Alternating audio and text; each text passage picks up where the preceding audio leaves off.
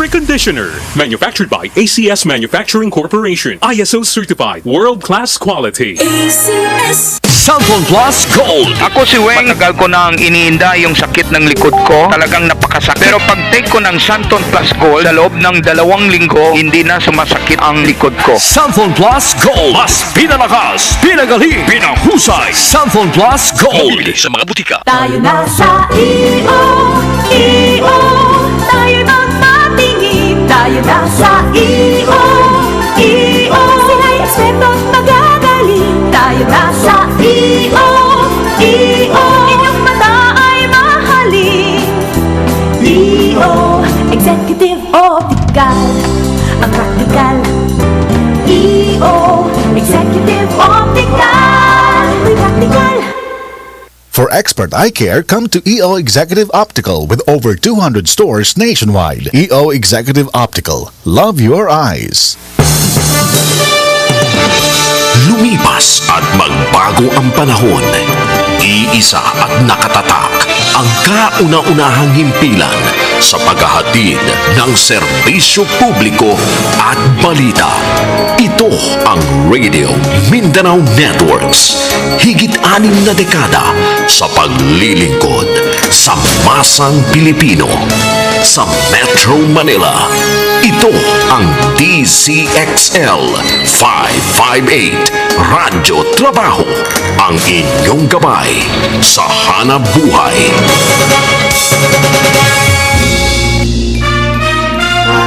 Malaki man o sa maliit na paraan, pwede kang maging bayani sa sarili mong kakayahan. Kwentong Bayani. Tunghayan ang mga storya ng bawat individual at organisasyon na siyang magbibigay ng inspirasyon sa mga komunidad, lipunan at sa bawat mamamayan. Kwentong Bayani. Kwentong Bayani. Kasama si Jojo Armenta at Radyoman Jenny Pahilanga sa Kwentong Bayani. Dito sa DZXL 558 Radyo Trabaho tuwing Sabado alas 10 hanggang alas 11 ng umaga at sa Facebook page ng RMN DZXL 558 Manila. Kwentong Bayani. Kwentong Bayani. Hatid ng Benita at Catalino Ya Foundation at ng RMN Networks.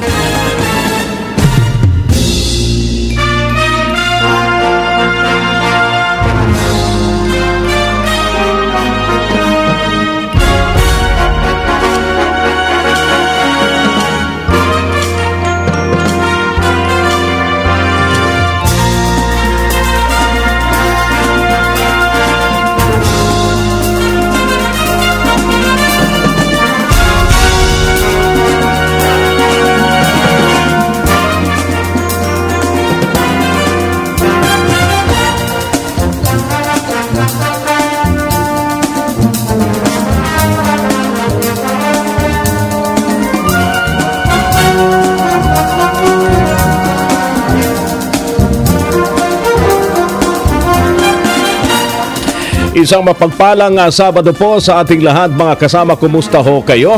Sa pangalan po ng ating host na si Radyoman Jenny Pahilanga, akong inyong lingkod, Radyoman Rod Marcelino na pansamantalang humahalili hanggang mamayang alas 11 mga kasama ng umaga para dito sa ating palatuntunan ang Kwentong Bayani. At wag na natin patatagalin mga kasama dahil nasa kabilang linya po natin ngayon via Zoom ang isa po sa mga host din ng ating palatuntunan. Walang iba kundi si Miss Jojo Armenta. Miss Jo, magandang umaga.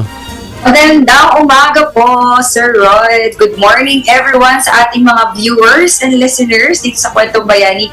Magandang Sabado po sa inyong lahat. Opo, at siyempre marami tayong pag-uusapan, marami tayong mga inihanda na para sa ating mga tagapakinig. Pero bago yan, Miss Jojo, ano ba ang mayroon ngayon ang BCYF para sa buwan ng Setyembre? Yes, Sir Rod, nabanggit mo nga yan, no? Ang ating sinaselebrate ngayong September month is the Philippine Social Responsibility Month. So ito yung isa sa mga core ng BCYF. Kaya naman mahalaga, tutukan nila to, no? Ang ating mga guests. Simula pa nung unang Sabado ng September hanggang sa dulo po. Abangan nyo po yan dahil for sure, may inspire tayong lahat. Pag-uusapan natin na personal social responsibility commitment. Oo. Gaano ba kahalaga ito para sa komunidad? Kasi syempre tayo, Sir Rod, sometimes we actually don't know na may mga bagay tayong ginagawa na nakaka-contribute sa society natin. Yung mga simpleng pag-pick up ng mga basura, itapon sa tamang basurahan. Those little things can make a big difference. And BCYF is actually emphasizing on those small things na pwede magkaroon ng big difference sa ating society. Tama.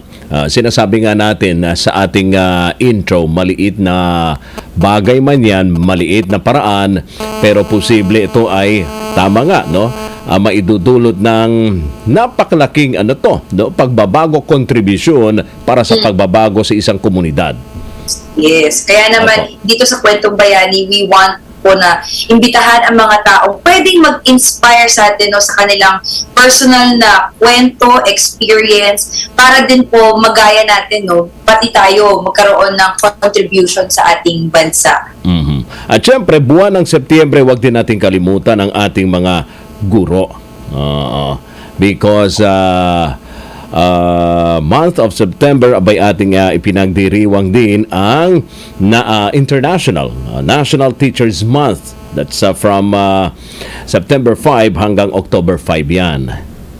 Yan. Ako, saludo po kami sa inyong lahat, sa mga gurong walang sawang nagbibigay ng sakripisyo ng maturuan lang ang mga batang kailangang matuto. Okay? So bueno, siguro, umpisahan na natin, Miss Jojo, ang ating talakayan, ang ating topic ngayong umaga. For sure, yan ay napaka-interesable para sa ating mga suki na sinusubaybayan ngayon ang ating programa. Yes, papakilala ko na po ang ating panauhin ngayong umaga dito sa ating programa. He's the first managing director of the Presidential Management Staff and former Director General of Technology Resource Center. Today, he continued his creative work as development professional and an entrepreneur, developing incubating systemic solutions in agro-industry and microbiome technology, and working on his book currently in progress, Reckoning Truth and Choice to Rebuild a Nation. A practitioner of economic systemic thinking and applied philosophy, his work has focused on creating systemic solution, applying a multidiscipline framework and a humanistic philosophy of integrative development in an evolving relational world. Ang ating pong guest for this morning, walang iba kundi si Mr. Arthur Alvendia. Good morning, Sir Arthur. Good morning. Good morning, Jojo. Hi, good morning, sir. Kamusta po kayo? Okay. Healthy. And willing to go pa rin. Opo, talagang yan ang magandang balita ngayong umaga. Talaga. Yes, number one na kailangan alagaan ng ating health. Ating health. Alright. Again, good morning po, Sir Arthur, at welcome sa programang Kwentong Bayani. Okay, siguro, Ma'am Jo, pwede na tayo mag-umpisa sa ating unang tanong para kay Sir Arthur. Opo. Sir Arthur, paano ho ba kayo nag-umpisa sa BCYF? And can you share to us your personal advocacy? Well, I was invited by chairman of BCYF, si Tony. Actually, early in our professional life, nakasama na kami niyan eh. He was working with Bobby Ongpin and DTI, and I was working with Alex Melchor and in the office of the President, Executive Secretary dyan.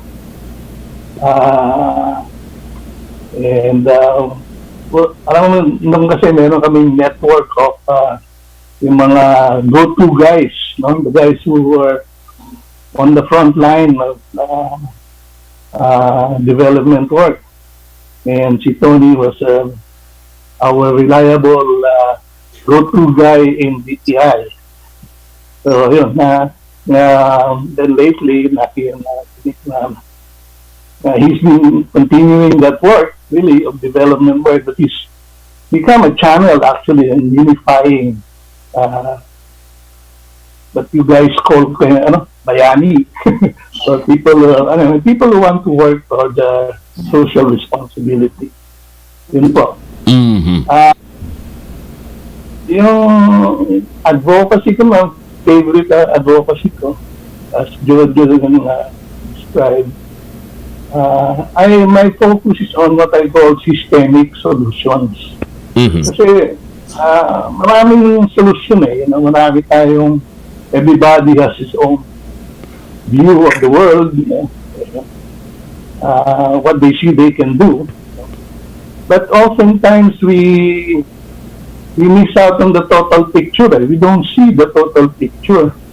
Hindi na, you need a systemic solution. What I call a systemic solution is a solution that is based on what the total picture is, and then seeing the interconnecting systems, forces, institutions, leaders that have to be aligned, and be coherent as one solution and serving one purpose, bottom line, which is the national interest and the interest of the people. Mhm. Because solutions come together, but what do they serve? Like we have our economic solutions, but we have our economic ideologies, that. But whom has it served? If you look at, we've had 70 years of market capitalism and democracy. We must ask ourselves now, whom has it really served? So because I think that unless we come up with what I call a systemic solution, paulit-ulit lang tayo sa mga pagkakamali natin, repetitive failures. And if you notice, we're still trying to solve the same problems that we were talking about 50 years ago. Mhm. Yeah. Mhm. Tama. Opo. Yun po. Okay. Ako, Sir Rod, napakadami natin matututunan kay Sir Arthur. Sobrang excited ako for this morning kasi I'm also very passionate about the country, and all that. At si Sir, napakadaming experience. Sir Arthur, Sir Art, sa dami po ng naging role nyo in serving sa corporate and then, of course, in the government, what's your favorite role? Ano po yung paborito nyong role sa lahat ng na-experience nyo? Well, actually, lahat ng mga causes, marami kasi yung systemic problems, So, lahat yan, gusto kong, I wanna be involved into something in all of these areas, in agriculture, in biotechnology, in natural resources, etc. Pero so I actually have unified them and into what I'm working on is really a book. But while I'm working on the book, I'm still working on those solutions. Hindi naman natutulog yun. But what I hope to do is really institutionalize a way of thinking, a way of thinking and seeing things. To pursue what I call true solutions. True solutions. Actually, when you talk of a systemic solution, you're actually pursuing truth.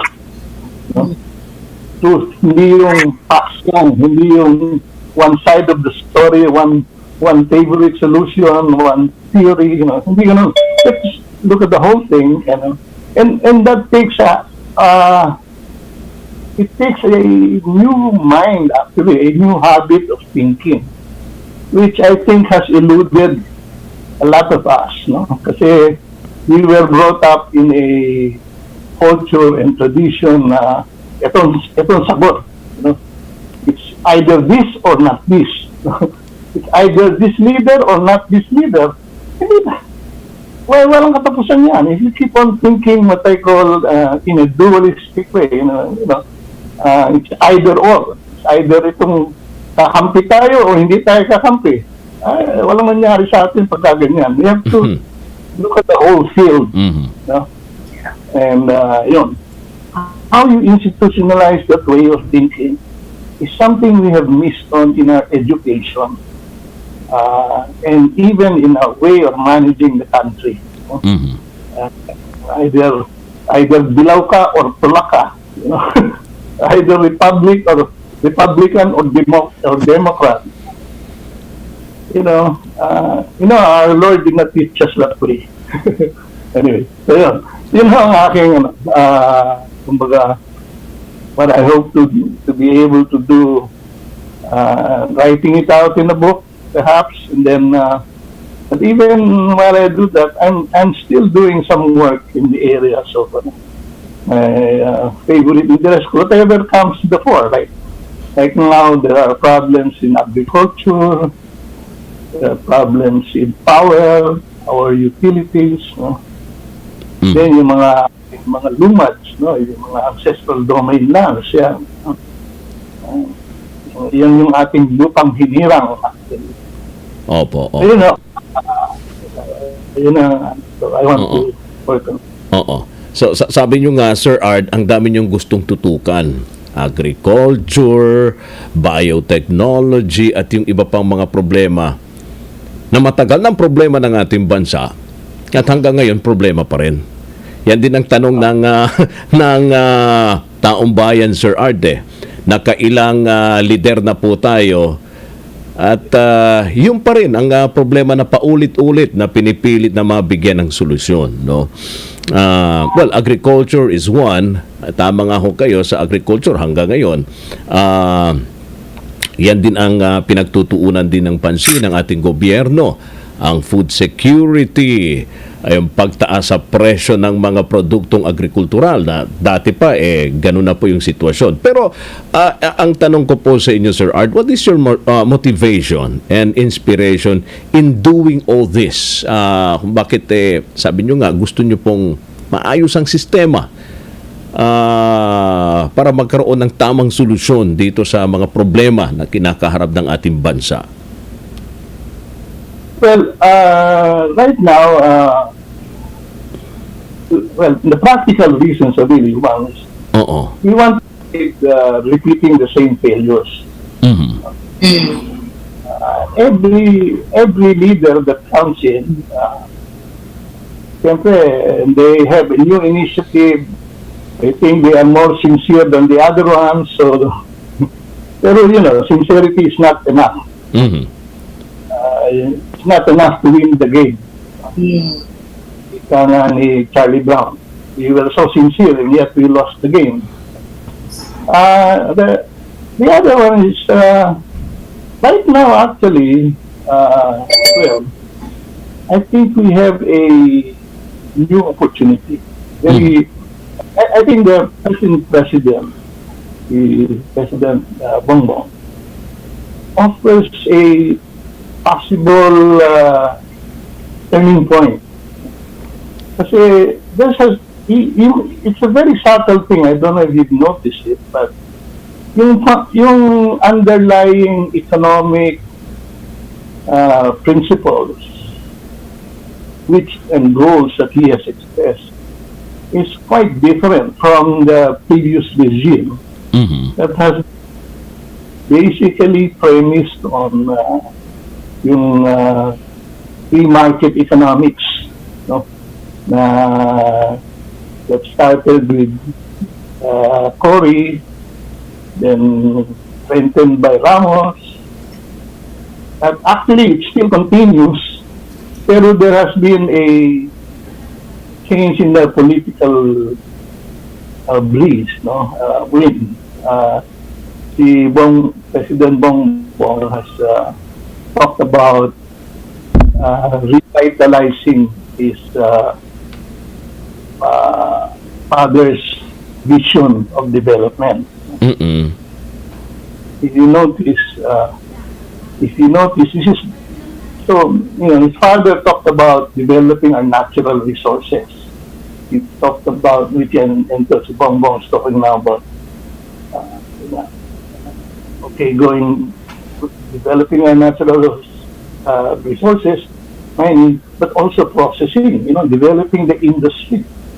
He's focusing now on the whole value chain of agriculture, for example, is saying, we have to actually develop agro-industry. So, yeah, meron tayong industrialization move now. Whereas in the past, ang nangyari, yung economic thinking mo, you rely on market forces. Bahala na yung market. Kung anong gusto ng market, yun ang i-signal ng market. Yung type of... What is that? What is the market signal? Kung saan nanatalo yung mga Western countries. And then so sunod-sunuran na lang tayo dun. Talimpusa. We have not developed our own industries. Can you imagine? We are a country that is so rich in natural resources. Tama. Napakayaman natin sa natural resources at ang tao natin. Ano nangyari? We have become, instead of a resource-based economy, we have become a service economy. Actually, what does it mean? We've been exporting our people. My God! Naging dependent na yung ekonomiya natin sa ibang bansa. Imagine, pagkain natin, inaasa natin doon sa Vietnam at sa Thailand porque efficient daw sila. Bakit tayo pwedeng maging efficient?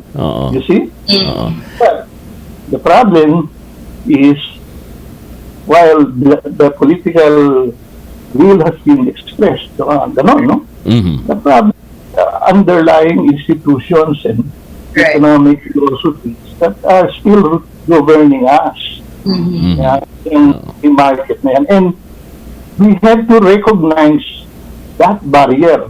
It's an invisible, very subtle barrier, no?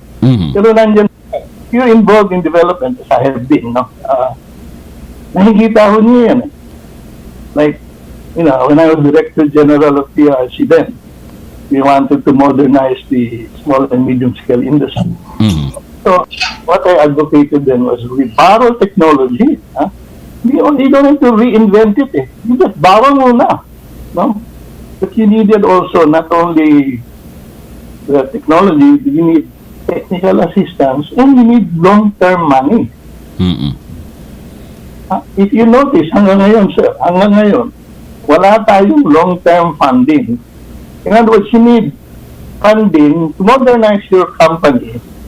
You need at least 10-year money with single-digit interest rates. Why? Because if you invest, makikita ninyo, your cash flow will not become positive until the 5th year. Ito ang sabi sa akin ng isang industrialist who benefited from our program din sa PRC. They were able to integrate yung battery nila. Ito yung RAM car. You heard of that battery. They were able to do the whole battery instead of importing all its parts. No? Kasi assembly lang tayo. Kaya, alam mo, maganda yung programa ninyo kasi it takes us 5 years bago mag-positive yung cash flow namin. That's what it takes to modernize it. Ganun yun. So there are barriers or problems that has to be addressed. And that is still there.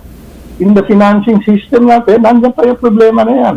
Because you have a capital market that does not provide that kind of long-term funding. Pero kung kayo ang tatanungin, Sir Ard, no? Sa ganitong sitwasyon ng ating bansa, lubnog tayo sa ating ekonomiya, saan dapat talagang tutukan, i-prioritize ng ating pamahalaan, bigyan ng sapat na pondo?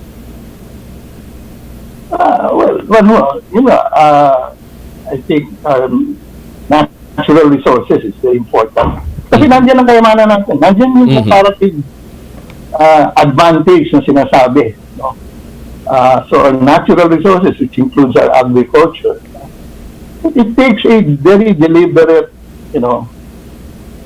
strategy na you will direct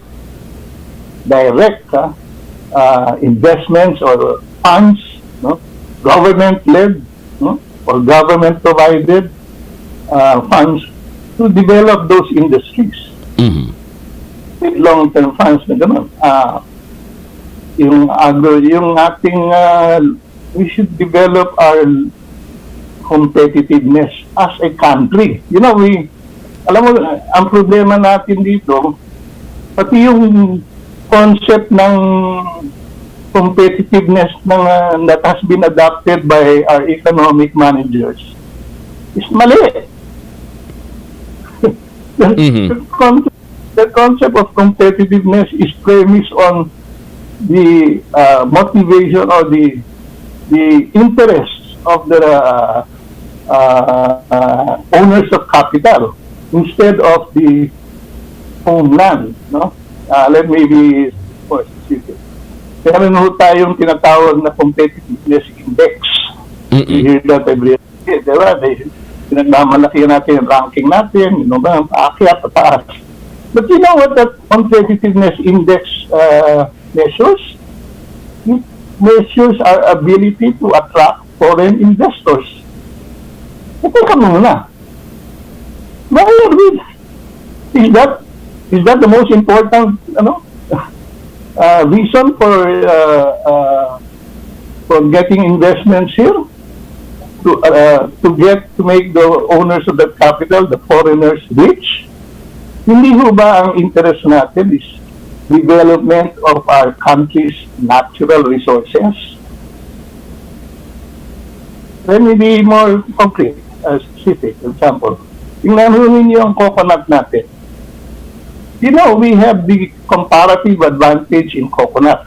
Di ho ba? We're still the number one or I think number two biggest producer of coconut in the world. But you know what has happened to our coconut? We export 80% of our coconut as coconut oil, which is still basically a raw material. We have not developed the downstream industries that generate more value. Yung mga fatty acids, yung mga oleochemical, that makes the shampoo, the soap, all that, and all those products, no? Meron pa mga medical products yan. So, in other words, we have exported raw materials natin, but the industrial value added is done in the other countries. So, dahil yung foreign investor dito, okay, develop nga yung raw materials mo, in-export, saan nag-occur ang development? Doon, sa bayan nila. It can happen again also in our minerals. So, we strip our mountains, we denude our mountains, yet, anong industry mangyayari sa atin? You know, we used to have 17 million hectares of forest land. Now we're down to 3 million. But where is the industry? Do you have a wood industry? No. You know, we even export the raw materials and then they comes back to us as plywood. We don't even have a Philippine plywood. Oh, so lahat yan galing sa ibang bansa. Our economic managers just think of, basta tumamok yung foreign investment, okay na tayo. Teka. Sino ba ang dinidevelop nila? Whom does it serve? Yun ang tanong din So we need a vision of development that develop, industrialize our lupang hinirang, develop our lupang hinirang. Nasa anthem pa nga natin yan eh. Naging masyadong dependent nga tayo sa mga foreign investors. Yun ang parating naririnig natin sa ating pamahalaan. Okay? Di ba, Miss Jo? Kailangan nating gawin ito to encourage more foreign investors to invest dito sa ating bansa para matulungan ang ating ekonomiya. Pero tama nga ho kay Sir Ard, tayo rito. Ano ba yung nagawa natin para matulungan mismo yung ekonomiya na mismo sabihin natin dito mag-uumpisa sa Pilipinas. Opo. Oo. Anyway, opo. Sir Art, Miss Jo will pause for a short break. At marami pa tayong pag-uusapan patungkol rito nga sa advokasya ni Sir Art. At of course, yan ay nakakonect din, di ba, Miss Jo, sa advocacy ng BCYF. Yes. Yan ay pumapatak sa citizenship na advocacy ng BCYF. Opo. So for the meantime, break muna tayo. Yes. Ayun. Marami pang kwentuhan at marami pang makuhang aral kay Sir Art later. Tama. Mga kasama, kami po'y magbabalik makalipas lamang ang ilang patalastas. Dito pa rin sa ating palatuntunan ang Kwentong Bayani. Malaki man o sa maliit na paraan, pwede kang maging bayani sa sarili mong kakayahan. Kwentong Bayani. Kwentong Bayani. Cellphone Plus Gold. Pa-check up ako sa doktor. May nakitang bukol sa abdo ko. Ooperahan daw ako. May nagsabi sa akin na itry ko daw yung Santon Plus Gold. 3 beses isang araw ako uminom sa loob ng 2 buwan. Natunaw na ang bukol sa abdo ko. Cellphone Plus Gold. Mas pinalakas, pinagaling, pinahusay. Nabibili sa mga butika. Cellphone Vitamin C. Ang alkaline na Vitamin C. Ako si Juliet. Lagi ako nagkaka-rashes dahil sa aking allergy. Ang sinubukan ko ang Santon Vitamin C. Hindi na ako sinusumpong ng aking mga allergy. Santon Vitamin C. Ang alkaline na Vitamin C. Mabibili sa pinakamalapit na butika sa inyong lugar. Ang buhay ay masaya pag ang hugasin ay easy, lalo na sa masebong kaldero at kawali. Kaya mag-Smart Dishwashing Paste, pang heavy-duty hugasin. Ang galing, galing, galing. Smart! Yan ang Smart Dishwashing. May double tanggaling formula, tanggal galingan sebo at bakterya. Kaya ang Smart #1 Dishwashing Paste. Ang galing, galing, galing. Smart! Yan ang Smart Dishwashing. Smart Dishwashing Paste, manufactured by ACS Manufacturing, ISO certified, world-class quality. ACS. Boom, papaya, white rose papaya, yeah, yeah, yeah. Boom, puti ka in 7 days, oh yeah, yeah, yeah, yeah, yeah, yeah. White rose papaya. New White Rose Papaya. May double whitening ng papaya extracts and vitamin B3. Clinically proven magpaputi in as early as 7 days with regular use. Boom, puti ka, white rose papaya, yeah, yeah, yeah, yeah, yeah. Papaya puti, papaya fast. White Rose Papaya with vitamin B3. Manufactured by ACS Manufacturing Corporation. ISO certified world-class quality. ACS. A blessed day to you. I'm Reverend Philip Taroja. I'm a pastor and I've been serving the Lord since 1977. When the lockdown was announced, my mind went bizarre and bizarre. All of us experienced anxiety. I had to take care of my body. God introduced me to MX3. Kita ko talaga yung impact. And I thank God for guiding me.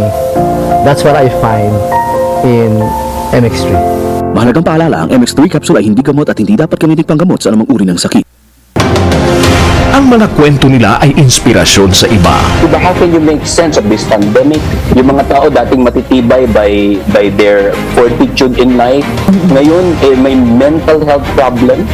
So I believe coaching and personal development is where we would come in. Why personal social responsibility? Kasi I felt kailangan natin itong isabuhay dahil ika nga no, we have to walk the talk. We have to try to walk the talk. Ang mga hakbang na kanilang ginawa ay malaki ang naiambag para sa pagbabago sa buhay ng bawat isa. I initially started a youth organization for the youth regardless of what their age, just for them to be of service. Kapag pinapainom ko sila ng kape, tumitigil ang putukan at nag-uusap at nasusulong ang usaping pangkapayapaan. Pakinggan ang kwento ng bagong kabayanihan sa Kwentong Bayani. Kwentong Bayani, kasama sina Jenny Pahilanga at Jojo Armenta tuwing Sabado alas 10 hanggang alas 11 ng umaga sa DZXL 558 Radyo Trabaho. Ang kwento nila para sa iba ay bayani ka. We started this program because we wanted to show how heroic Filipinos are. How there are so many wonderful people men, women alike, many young, some quite old, working to better not only themselves but their neighbors and indirectly therefore the country. Kwentong Bayani, hatid ng DCYF at ng RMN Networks.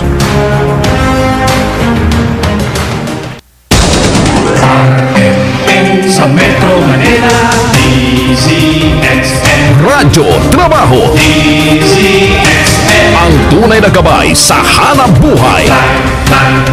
Kwentong Bayani, Kwentong Bayani. Mga kasama tayo hoy, nagbabalik dito pa rin sa ating palatuntunan ng Kwentong Bayani. Alas 10:39 na po ng magandang umaga. Balikan natin ang ating host na si Miss Jojo Armenta na nasa kabilang linya. Nasa Zoom po natin, Miss Jo. Hi! Good morning po muli sa ating mga listeners and viewers dito po sa Kwentong Bayani. Kasama po natin ngayong umaga ay si Mr. Arthur Alvendia. So ituloy na natin, no, Sir Rod, ang ating diskusyon. Na marami tayong natututunan kay Sir Art. Sir Arthur, after all this na mga roles nyo po na involve kayo, development projects para sa ating bansa. Can you share to us some thoughts, no, on what is your personal long-term vision for the country, for the Philippines? Well, I think, well, my long-term vision is actually really expressed in our anthem, yung lupang hinirang natin. What I'd like to see is a development vision that is really premised on the development of our lupang hinirang. Not only that it is a progressive economy, but also a progressive society, so that it's developed for our people. You see, yan ang and that's the saddest thing that I realize. I was born with the Republic, 1945. And we had great hopes then of developing our country, for our people. But hindi ganun ang nangyari eh. And hindi ganun ang nangyayari, and the tendency is baka mawala pa eh. We are now talking of a new constitution. We're talking about a new constitution being written. And they're talking about economic reforms. But I'm afraid, and I'm very concerned, that a lot of the lobby, political and economic business lobbyists are really just targeting our natural resources.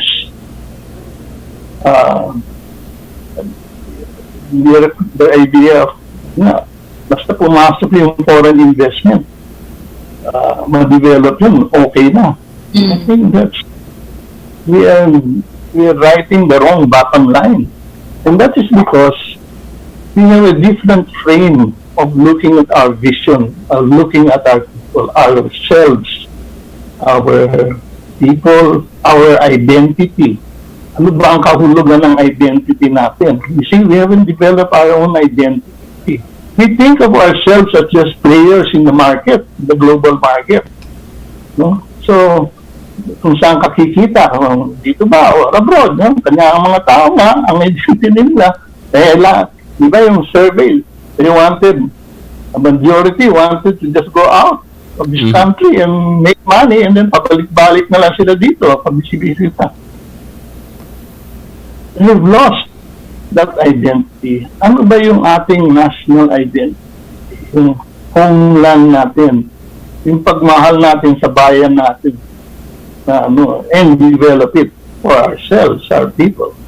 And but now, kita mo, tinatarget nila yung lupang hinirang. Let me just give you a concrete example. Mindanao is, one of our richest island. 9 million hectares ang land. Of the 9 million, at least 5 million of that is actually ancestral domain land. In other words, land that is reserved for Lumads, our people. Of the 9 million, 5 million of that is claimed. 3 million is already owned by the Lumads under ancestral domain titles. And yet, these are the things that are being targeted. If you consider just one mine, the wealth that is there. One mine, Tampakan. Tampakan is in, actually the mine there is about 800 hectares lang yan, yung core ng mine. Do you know how rich that mine is? Pinagmamalaki ng mga managers natin, that they're bringing in $6 billion investment there. Okay? I asked one of the funders of this, the owners of this mine. I asked him, ano ba ang payback ninyo dyan sa 6 billion na yan? Sabi niya sa akin, 2 years. 2 years. Can you imagine? You are making $3 billion every year that mine operates. They have that mine for the next 25 years. So we're talking easily of $75 billion sa isang minahan lang po in Mindanao. And that goes for, can you imagine what $75 billion can do for our country? And yet yun, pinamimigay na lang natin ng ganyan, nakatarget. So, it's very important that we have a vision of development that defines our identity as who will build this country. Is it the investors, foreign investors, or tayo, for our people? Yan ang tanong pinagkamatay-matay ng mga ninuno natin yan. They died for our freedom. And yet, to free us from the colonizers. And yet, they are still there. And they are here in an invisible way. They are in our minds. They have taken over our minds. And have taken away our identity as a country. Yun ang aking pinaglalaban natin. We develop a vision of development that belongs to our people. It belongs to our life, our land. That's why we emphasize it in our anthem. Lupang hinirang, duyan ka ng magiting, siya man lulupig, di ka makasisiil. Yun ang nangyayari sa atin ngayon . Opo. If we don't alert, if we don't wake up as a people to these realities, invisible realities that are very real, baka pareho kaya ng mga American Indians na nawala na lang yung lupa nila na binilda for bangles and beads. Yun ang mangyayari sa atin. Oo. At yun ang naglalaban. Oo. Marami para sa survey ang lumalabas nga, Partner Joe at Sir Ard, kahit ganun ang sitwasyon. Tama nga ho kayo. Yan din ang nasa isip ng ating mga kababayan, kaya napakarami nga pong umaalis ng bansa . Kasi ang nasa kanilang pag-iisip, ang pag-asa para sa kanilang mga pangarap wala na rito sa ating bansa. Nandun na. Nasa abroad na. Nasa iba't ibang panig na po ng mundo. Opo. Pero, opo. Yun nga po ang maganda nga sana, nadinig na nga natin si President Bongbong, gusto niyang tulungan yung small farmers. But, you know, if you look at the situation, hindi niya matulungan directly yung small farmer natin. Kasi, nakatali tayo sa isang treaty, yung WTO treaty na yan, na dapat wala daw subsidy, wala daw makikialam ang gobyerno sa merkado. These are the hidden barriers na hindi natin tinitingnan, hindi nakikita, at hindi natin enjoy. Dahil hindi natin nakikita, hindi linalabanan. So what has happened? Sure, investment may come in, but it's trader dominated. Well, ang trader, yun nga. Opo. Well, nabanggit nyo kanina, Sir Art, mayroon ho kayong libro, no? Ito ba yung Reckoning Truth and Choice, no? To rebuild a nation. Pwede nyo pong i-share sa amin some thoughts behind this book. Are you working on? And a glimpse of what is it about? Well, ganito, I picked up from the books, I don't know if you've read si Jacob Branowski, he wrote about the ascent of man. No? Ang sabi niya, every age has a turning point. A new way of seeing and asserting the coherence of things. In other words, they're able to see a new story that can be written, to rewrite our history. No? Kasi nga, yung history natin, we talk about revising history, but we're talking about documentary changes na the past. No? Hindi yun eh. Ang kailangan natin, what are the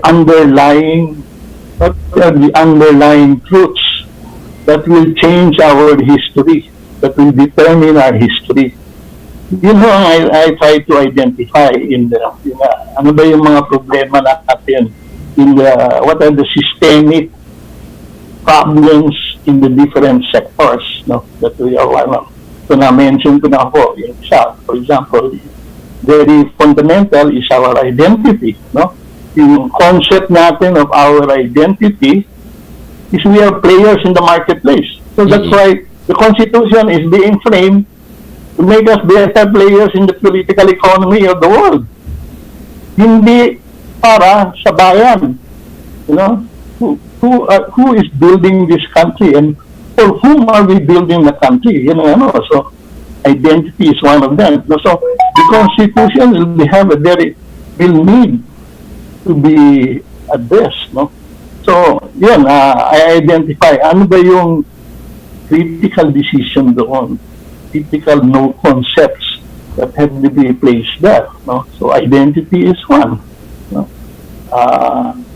Then, whom do we build it for? A concept of development. What is our concept of development? So, is it just the rewarding the owners of capital, or is it rewarding the owners of the homeland, of our people, of our, that's what, so, I identify the barriers, like, again, another one, in agriculture, for example, we've been trying to solve the problem of agriculture. Ano yung systemic problem na nandun? Ang problema doon is the problem of smallness of the farm enterprise. As long as that structure is such na ang players mo, ang farmer mo is just an atomistic player. He does not have the scale. Kailangan lumaki yan eh. Na it will be able to afford investments, bringing in the cost of new technology and having direct access to the market. You have to reorganize the sector. So the problem of smallness has to be addressed in agriculture. The problem of government intervening and deliberately building an industry. You cannot rely on market forces to develop the industry kasi it will develop it according to anong gusto ng mga dominant winners. And who will build it for our people? Okay. Nawala ata si Sir Art. Okay, nandiyan. Opo. We already base industries na modernize. Abay, pinasukan ng economic theory na sabihin, masama yung import substitution dahil magiging protectionist tayo and all that. But that's looking at it in a negative way. Naman, you look at the glass, it's half filled. Is it half empty or half filled? No? You look at reality. Yun mo ang tinuro sa atin ng economic education natin, which by the way is still prevailing up to now. So ito ho yung aking mga, what I do ho in the book is I try to identify itong mga critical, what I call reckoning truths. It's like shipping a course, when you sail a boat, di ba? You triangulate, natutunan ko ito sa isang fisherman, natuturo mag-fishing kami.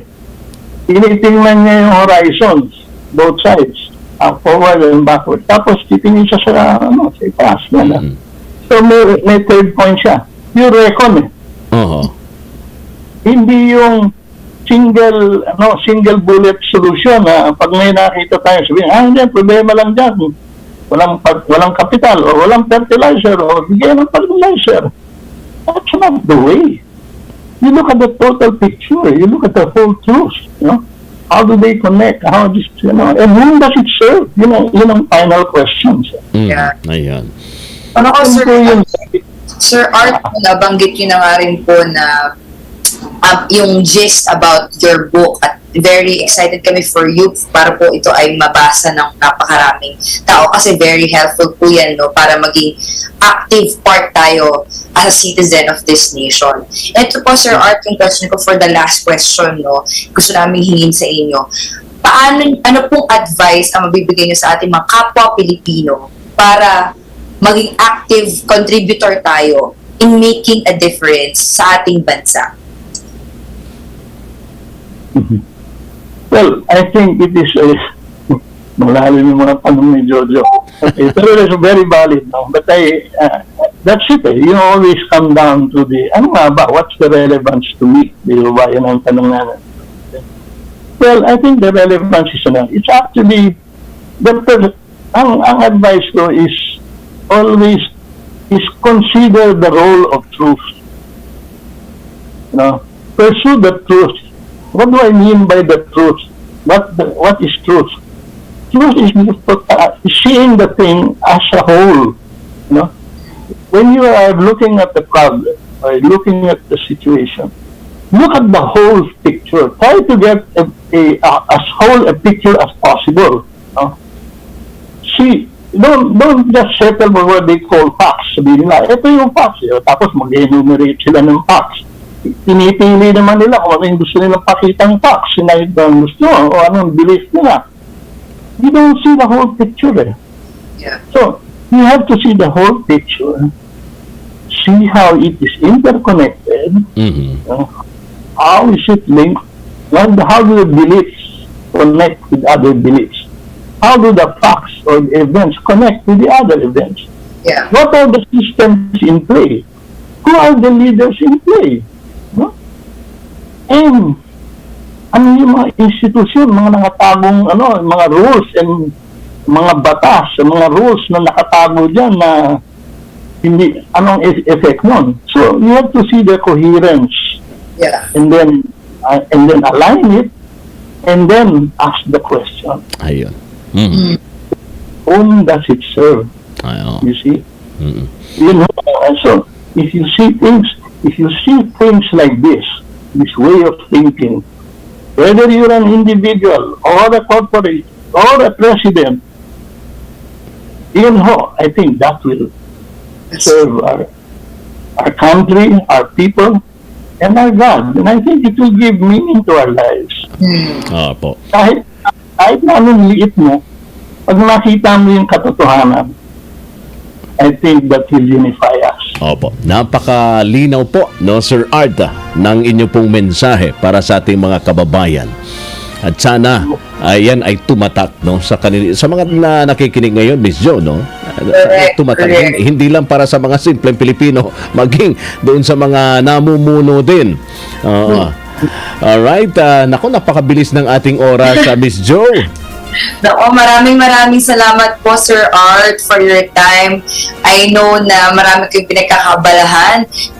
We wish you good luck. We pray for the success of the book, no, The Reckoning Truth. Sana po ito ay lumabas na. At for sure, maraming susuporta po dito dahil ito po ay kailangan ng ating bansa. Especially nowadays, no, Sir Rod, Sir Art, what's nangyayari sa ating bansa. We need the truth. And we need to uphold the truth. Maraming salamat po, Sir Art. Thank you, Jojo. Alex, I enjoyed it. Yes, we enjoy talking to you too, sir. Alam mo, Sir Rod, no, revelation lang sa akin. Dahil sa nangyayari ngayon sa digital world, no, ang daming nagsasabi na dapat go for the facts, not on the fake news. Pero sa shinare ni Sir Art sa atin kanina, hindi lang para dapat go for the fact, also go for the truth. Yeah, oo. No? Ang fact ay truth ay may pagkakaiba pa din. Kasi parang kung single mom siya, that's a fact. Yeah. Pero bakit siya naging single mom? Yes, yung dapat alamin. Oo. So, napakaganda, napakadami po namin natutunan. Salamat po, Sir Art. At nako, marami pa tayong matututunan sa mga susunod nating mga episode, no? Alright. Muli, maraming salamat po, Sir Arthur. Ayun. At Miss Jo, paano? Napakabilis ng ating oras. Okay. Oo. Po, muli, iniimbitahan po namin kayo, no, na subaybayan ng ating program na every Saturday po mayroon po tayong iimbitahan to talk about personal social responsibility. Kaugnay na po dito sa celebration ng BCYF na Philippine Social Responsibility Month. Muli, maraming salamat po. At mula sa BCYF, ako po si Jojo Armenta. At sa pangalan din ni Radyoman Jenny Pahilanga, ako naman si Radyoman Rod Marcelino. Hanggang sa susunod na episode dito pa rin sa ating programang Kwentong Bayani. Malaki man o sa maliit na paraan, pwede kang maging bayani sa sarili mong kakayahan. Kwentong Bayani. Kwentong Bayani. Cellphone Plus Gold. Ako si Morito na namamaga ang aking atay. Sa loob ng 2 linggo na paggamit ko ng Santon Plus Gold, nawala ang pamamaga sa aking atay. Maraming salamat sa Santon Plus Gold. Cellphone Plus Gold. Mas pinalakas, pinagaling, pinahusay. Cellphone Plus Gold. Mabibili sa mga butika. Cellphone Plus Coffee Mix. Ako si Lizette, isa akong diabetic patient kaya medyo maraming bawal. Sana dito ang kape, pero hindi ang Santon Plus Coffee Mix. Kakaiba to dahil ito ay may soya, munggay at santol na maganda sa kalusugan. Cellphone Plus Coffee Mix. Kape na, gamot pa. Mabibili sa mga butika. DZXL News Break.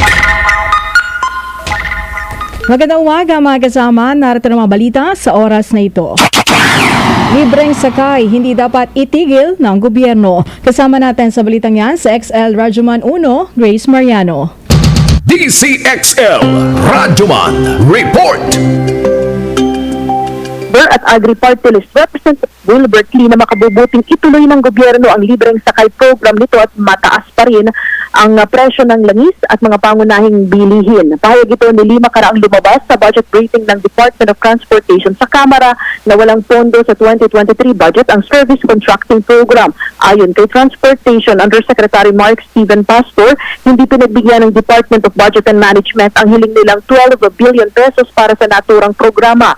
Dinili dapat magpatuloy ang naturang programa dahil malaki ang maitutulong nito para maibsan ang paghihirap ng ating mga kababayan lalo na sa pagbiyahe dito sa Metro Manila. Dahil dyan, umaapila si Lee sa mga kasamahang mambabatas na ikonsidera ang pagpapaloob ng 12 billion pesos sa 2023 budget ng DOTR para sa libreng sakay program. Isinusulong din ni Lee na maibigay ng buo ang 6.6 billion pesos para matapos na ng Land Transportation Office ang backlog sa plaka ng mga sasakyan. Kasama mo sa Kamara, Radyoman 1, Grace Mariano, Tatak Alanon, DZXL 558. At drive-thru vaccination sa mga estudyante sa Baguio City sisimulan po ngayong araw. Kasama natin sa balitang yan si XL Radyoman 3, Silvestre Labay. DZXL Radyoman Report. Nagtayo na ng drive-thru vaccination ang Department of Health at lokal na pamahalaan ng Baguio City para naman na mas makapagbakuna Ang mga estudyante, arangkada ang inilagay na drive-thru vaccination sa Central Triangle area ng Convention Center ng Baguio City. Alas 8 ng umaga hanggang alas 2 ng hapon ay maring ang dalhin ng mga magulang ang kanilang mga anak upang mabakunahan kontra COVID-19. Pero ang drive-thru vaccination ito sa lungsod ng Baguio ay isang araw lamang ang itatagal at pag-aralan pa nila kung maaaring palawigin. Bahagi pa rin ito ng Pinas Lakas Campaign ng DOH, DepEd at iba pang ahensya ng gobyerno na mga ngasiwa sa vaccination drive ng gobyerno. Kasama ko si Earl Saludar, Radyoman 3, Silvestre Labay, Tatak, RMM, DZXL 558. At yan po mga balita sa oras na ito. I-viral ang totoong balita at gawing trending ang mahalaga impormasyon sa bawat Pilipino. Pag-like ang aming Facebook page, RMN DZXL 558 Manila, at i-like at subscribe ang aming YouTube channel, DZXL 558. Ako po inyong Radyoman 4, Angel Ranquillo, Tatak Arimen. Ang oras mga kasama, tatak alas 11:04 na magandang umaga.